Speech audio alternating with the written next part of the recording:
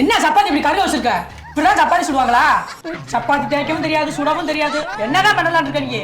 ஒரே சொன்னா ஏதாச்சும் ஏட்டி முட்டி தானே செஞ்சுக்கிட்டு இருக்க.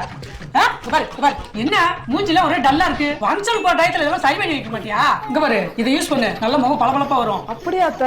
அப்புறம் நயன்தாரா மாதிரி மாறிடுவேன்ல.